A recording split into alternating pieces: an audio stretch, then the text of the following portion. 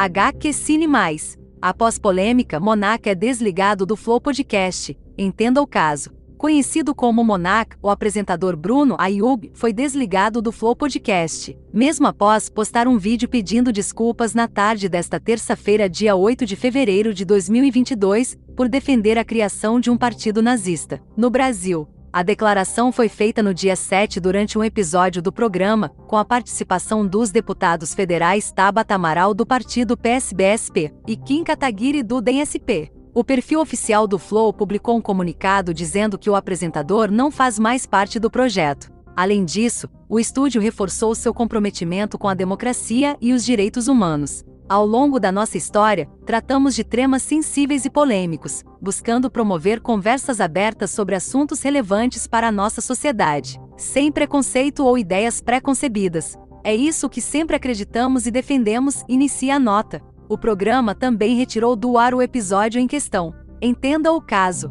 Durante o podcast, o apresentador afirmou que a esquerda radical tem muito mais espaço do que a direita radical. As duas tinham que ter espaço, na minha opinião. Eu acho que tinha que ter um partido nazista reconhecido pela lei, disse ainda e perguntou: as pessoas não têm o direito de serem idiotas? Se o cara quiser ser antijudeu, eu acho que ele deveria ter o direito de ser. No vídeo em que se desculpou, Ayub afirma que estava bêbado durante a apresentação do programa, pede desculpas e diz que teria sido insensível ao defender uma ideia comum nos Estados Unidos. As declarações geraram reações de indignação nas redes sociais e dos patrocinadores do programa. A Flash, cujos donos são de famílias de origem judaica, divulgou que encerrou o contrato com os estúdios Flow de imediato e que não há sociedade livre quando há intolerância ou busca de legitimação de discursos odiosos. A Federação de Futebol do Estado do Rio de Janeiro, FERJ, também anunciou o rompimento de contrato com o Flow. Ambos tinham uma parceria de transmissão do Campeonato Carioca.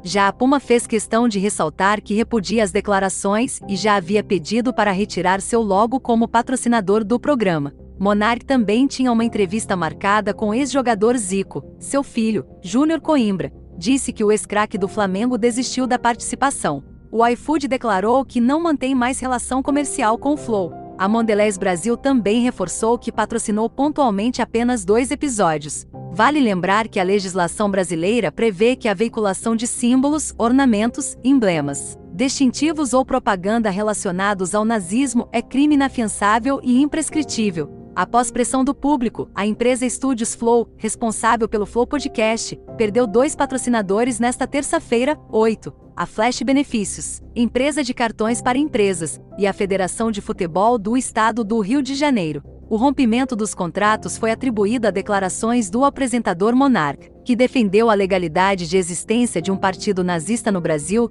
durante episódio com os deputados federais. Em nota, a Flash Benefícios declarou que não concorda com os comentários que eles são inadmissíveis. Não há sociedade livre quando há intolerância ou busca de legitimação de discursos odiosos, nazistas e racistas, tecidos a partir de uma suposta liberdade de expressão. Reforçamos que todo e qualquer tipo de opinião jamais pode ferir, ignorar ou questionar a existência de alguém ou de um grupo da sociedade. Ao se posicionar, o anfitrião do podcast Monark argumentou que a organização formal de um partido nazista estaria amparada pela liberdade de expressão. A declaração foi rebatida por Tabata, que afirmou que destacou que essa liberdade termina quando se manifesta contra a vida de outras pessoas. A Federação de Futebol do Estado do Rio de Janeiro era responsável por apoiar um braço do programa, o Flow Esporte Clube, que transmitia os jogos de futebol do Campeonato Carioca. Em nota, a entidade anunciou o rompimento e afirmou ser contrária a qualquer tipo de preconceito.